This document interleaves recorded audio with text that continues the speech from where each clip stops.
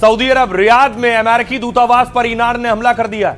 8 ईरानी drone को Saudi ने हवा में गिरा दिया, लेकिन 2 ड्रोन दूतावास से टकराए तो आग लग गई। जंग के बीच यह है फुटबॉलर रोनाल्डो, सऊदी छोड़ दिया इन्होंने। रोनाल्डो अपने प्राइवेट जेट से पुर्तगाल रवाना हो गए। ईरान के हमलों पर सऊदी ने करारा जवाब देने की चेतावनी भी दी है और ट्रंप ने कहा है कि अमेरिकी लोग तुरंत मिडिल ईस्ट छोड़ दें।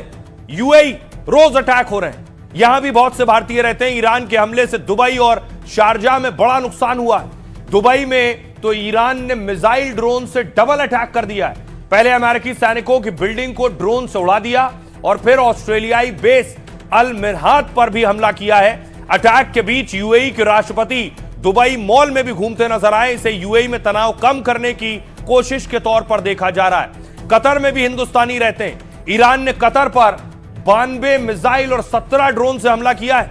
कतर का दावा है कि 81 मिसाइलें और 11 ड्रोन उन्होंने मार गिराए, लेकिन 2 मिसाइल एयरपोर्ट और ड्रोन रडार स्टेशन से टकरा गई हैं। ईरान के हमले से कतर में काफी नुकसान हुआ है और इस हमले में कतर में करीब 20 लोग घायल भी हो गए। कतर ने इसे कानून का उल्लंघन बताया है और संयुक्त राष्ट्र से मदद की मांग की है। बहरीन में ईरान ने अमेरिकी एयरबेस पर बड़ा हमला किया है। 20 ड्रोन और 3 मिसाइलों से बहरीन पर अटैक किया गया है। हमले से अमेरिकी बेस को नुकसान पहुंचा है और कई तेल टैंकों में भीषण आग लग गई है। कुवैत, जहां अच्छा खासा तेल है, बहुत से भारतीय रहते हैं, 100 से ज्यादा मिसाइल और 300 ड्रोन अटैक किए गए। कुवैत में अमेरिकी सैनिक और अमेरिकी अड्डे टारगेट पर थे।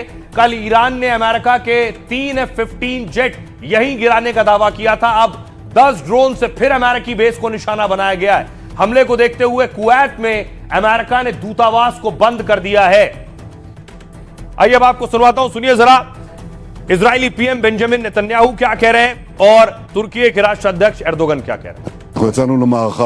ईरान का परमाणु और मिसाइल कार्यक्रम पूरी दुनिया के लिए खतरा है। इजरायली सेना की कार्रवाई का मकसद केवल इजराइल का ही नहीं बल्कि पूरी दुनिया की सुरक्षा करना है। अगर ईरान का आतंकवादी शासन परमाणु हथियार और उनके इस्तेमाल का साधन और खतरनाक मिसाइलें हासिल कर लेता है तो वो पूरी दुनिया को धमकाएगा। इसलिए हमने अपनी रक्षा करने का संकल्प लिया है, लेकिन ऐसा करते हुए हम दूसरों की भी रक्षा कर रहे हैं।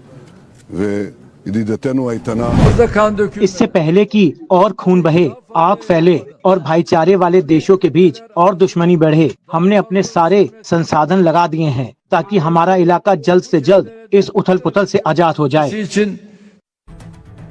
और इस मिसाइल बमबारी, ड्रोन अटैक के बीच जो भारतीय इन देशों में रह रहे हैं वो दहशत में, उनके परिवार जो भारत में हैं वो टेंशन में। जरा दुबई का आलम, दुबई में जो फंसे हुए लोग हैं उनकी तस्वीरें आप देख रहे हैं। लोग एयरपोर्ट्स पर अलग अलग जगहों पर मौजूद हैं और दूसरा कोई विकल्प नहीं है उनके पास।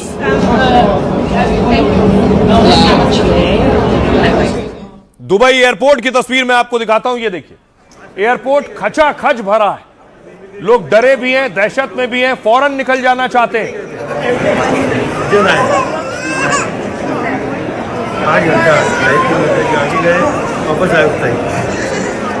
इमिग्रेशन पे जाओ, वहां कैंप लो, निकल गए थे। बहुत से भारतीय जो फंसे हुए थे वो फ्लाइट के जरिए भारत आज लैंड हुए। उनकी खुशी, उनका सुकून अपनी सरजमी पर उतरने के बाद चेहरे पर साफ दिख रहा है।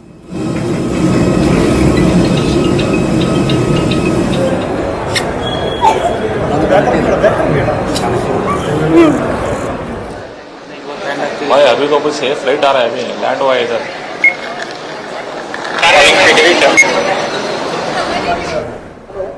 अब देखिए जरा कितने भारतीय फंसे हैं, कितने आ गए हैं और कितनों को अभी लाना है। ईरान संकट का सबसे ज्यादा असर पड़ रहा है उड़ानों पर। दुनिया भर की 9000 से ज्यादा उड़ानों को रद्द कर दिया गया है। ये उड़ानें अरब देशों के 7 बड़े एयरपोर्ट से आने और जाने वाली थी। इसमें भारत आने और जाने, भारत से जाने वाली उड़ानें भी शामिल हैं। 3 मार्च को यानी आज मुंबई से 107 उड़ानें रद्द हो गई।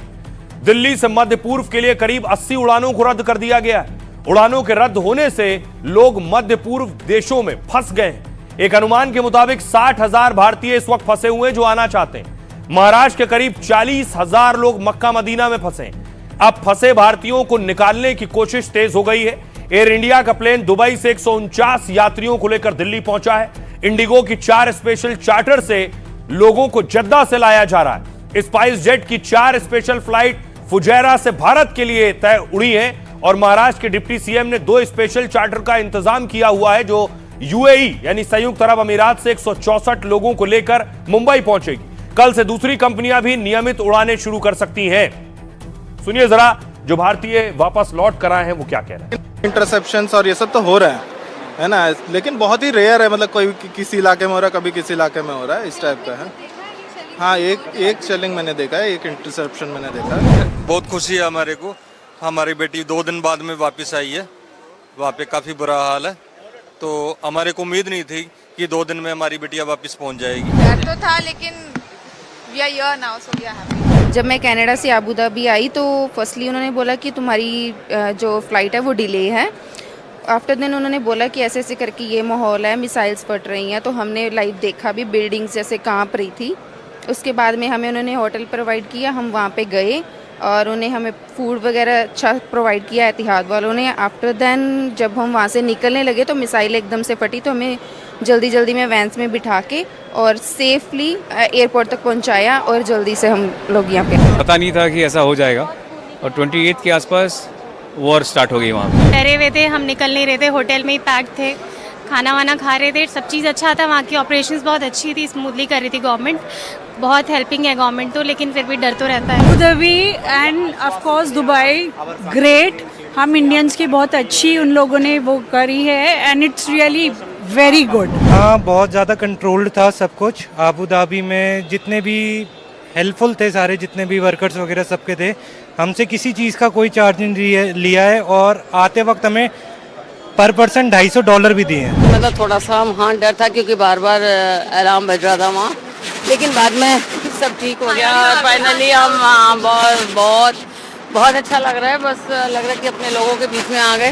अच्छी सर्विस दी, बड़े थोड़े टाइम में एयरपोर्ट खाली किया और बसेस, टैक्सीज, होटल सारी अरेंजमेंट की और वहाँ पे फूड भी दिया। बहुत अच्छा, मतलब अच्छा एक्सपीरियंस रहा। तो लगभग 1 करोड़ भारतीय हैं जो मिडिल ईस्ट के इन देशों में रहते हैं। ये वहां नौकरी करते हैं और वहां से पैसा भारत भेजते हैं। तो देखिए जरा कितना पैसा अरब मुल्कों से भारत आता है। मध्य पूर्व में 6 देशों में करीब 1 करोड़ भारतीय रहते हैं। इनमें सबसे ज्यादा भारतीय यूएई और सऊदी अरब में रहते हैं। मध्य पूर्व में रह रहे भारतीय बड़ी मात्रा में पैसा भी भेजते हैं भारत अपने परिवार के पास। अमेरिका के बाद यूएई के सबसे ज्यादा पैसा भेजा जाता है और 2023-24 में भारत में विदेश से कुल 10 लाख करोड़ रुपया भेजा गया है। 23-24 में खाड़ी देशों से भेजा गया 40% यानी करीब 4 लाख करोड़। हालांकि 2016 के मुकाबले 2023 में इस आंकड़े में कमी आई है। 2016-17 में मध्य पूर्व देशों की हिस्सेदारी करीब 47% थी। यूएई से 20% यानी 2 लाख करोड़ रुपया भारत भेजा जाता है। सऊदी अरब से लगभग 7% यानी 70,000 करोड़ रुपए। कतर से 4% यानी 40,000 करोड़ रुपए भारत आते हैं। जो लोग वहां नौकरी करते हैं, काम करते हैं, परिवार को पैसा भेजते हैं। कुवैत से 4% यानी 40,000 करोड़ रुपए कुवैत से। ओमान से 2.5% यानी करीब 25,000 करोड़ रुपए भारत भेजा जाता है। जो लोग वहां हैं वो परेशान हैं। बड़ी खबर इस बीच आपको बताऊं जो आ रही है सीधे ईरान से।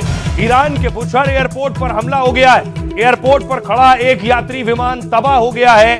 अमेरिका इजराइल का एयरपोर्ट पर हमला। विमान की तस्वीरें मैं आपको दिखा रहा हूं। हम बात कर रहे हैं जो लोग फंसे हैं वो कैसे एयरपोर्ट के जरिए वापस आए, लेकिन एयरपोर्ट पर ही अटैक हुआ ईरान में। अटैक के बाद की तस्वीरें आप देख रहे हैं। जो विमान वहां खड़ा था, यात्री विमान है, वो पूरी तरह से तबाह हो गया है। एयरपोर्ट को टारगेट किया है इजराइल और अमेरिका ने।